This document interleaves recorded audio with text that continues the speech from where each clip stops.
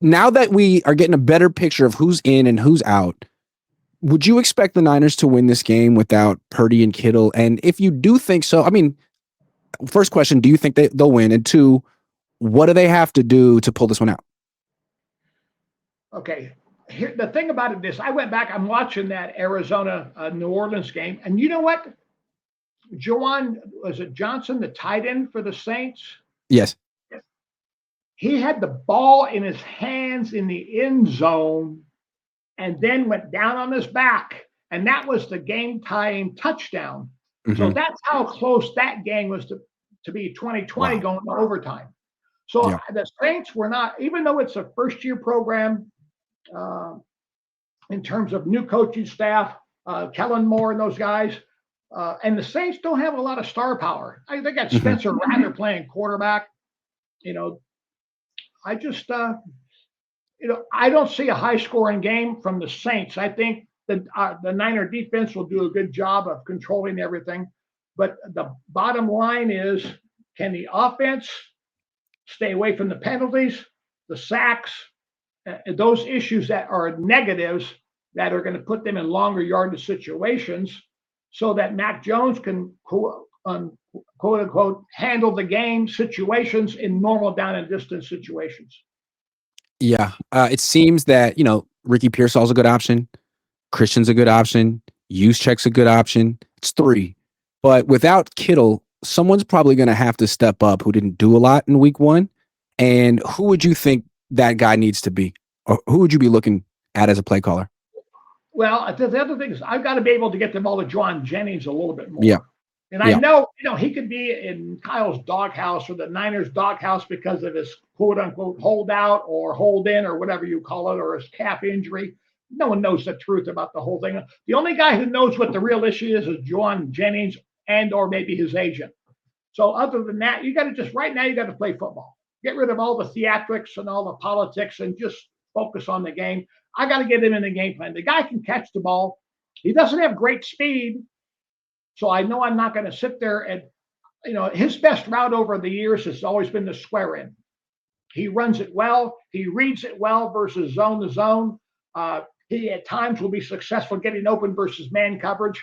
But I tell you, I've got to get him in the game. If I'm missing Kittle, now I got to be concerned about, are the Saints going to play a cover 2 shell and double both wideouts high and low? And then because I don't have a tight end who can beat linebackers in coverage. So, how am I going to free up a wide receiver to be able to get him open against a potential double coverage? Well, let's look at the grease board. This is hold on.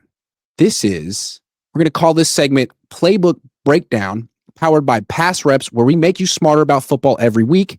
And with Pass Reps, you can actually practice calling plays before Sunday for only $1.99 a month. Just go to passreps.com. Okay, here we are. Let's look at this play here. This is from 11 personnel, although you got McCaffrey in the slot. Correct. What do you like about this play for Jennings over at Z? Correct. So we can stay 21 personnel. I got Juszczyk at fullback for protection purposes. And then now, even though Kittle's not playing tight end, I can take the tight end and run him across the field. And now I've got to have isolation where I've got Jennings on the right side as the flanker, one-on-one on the square end. And then the good thing about it is I got a high-low where I have McCaffrey coming across the field on a shallow cross where he's underneath Jennings on the in route. So I've got a good high-low right there, where if Jennings is not there, I can just check the ball down to Christian underneath and let him catch and run against the zone coverages. And on the backside, you got a nice little Texas route from Juszczyk. Correct. Basically, he can trail, because when McCaffrey goes across the formation like that, you see it a lot where he'll shift up late into a double position, like up in the slot up there. And then also, if a linebacker walks out on him, you got a chance to think it could be man-to-man. If the safety jumps out there, you got him. You're thinking man-to-man with linebackers covering the tight end. All right, let's take a look at it in 3D. See, there's your spot. Look at the hole right there for McCaffrey coming across. Everybody's cleared out underneath. You can check the ball down. Prize Picks will give you $50 when you play your first $5 lineup. Win or lose, you'll get $50 for playing. Use promo code Cohn, COHN, and download the app now. If I can't get the ball to Jennings on the square end at 15 to 17 yards, I can just bring it straight down to McCaffrey underneath and let him catch and run. Every week, Tom puts together a fresh game plan inside Pass Reps with updated rosters, new opponents, and real plays from the NFL level, so you can step into the offensive coordinator's role for less than $2 a month. Link is below, or just go to passreps.com. Let's check. Let's run the play one more time. I think I like that Christian McCaffrey in the slot running a shallow cross. I feel like we don't see him do that very much. Well, they do a lot of option routes with him, but this time he can run with a high-low over the top of Jennings. And see, look at when you hit your zone there, all of a sudden he could just choke his motor versus a zone.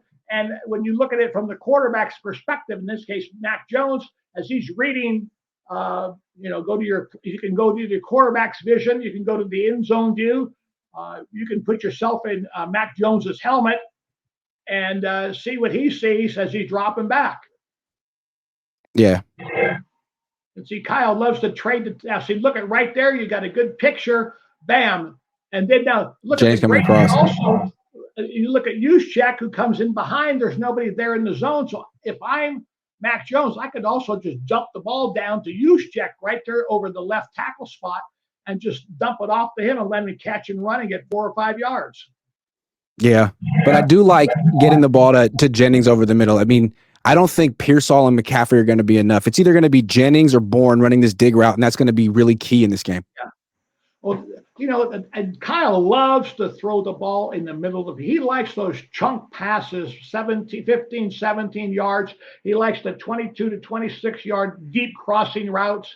He's not a vertical guy throwing 9 routes. No. Go route on the outside. So he likes to go across the field. At angles, diagonal routes, and things like that. That's more of his offensive philosophy.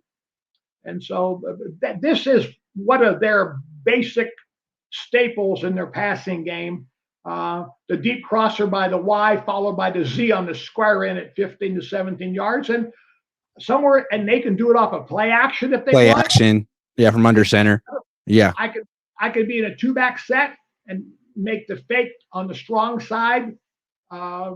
And then have McCaffrey check through. Because the play action holds the linebackers, the corner route occupies the safeties, and then the wide receiver comes doing the dig in between. Correct. Yeah, that makes sense. Well, you guys just saw the breakdown. Now go test your own football IQ. Pass Reps updates weekly, $1.99 a month. The link's below. Don't just watch the game. Call it. Passreps.com.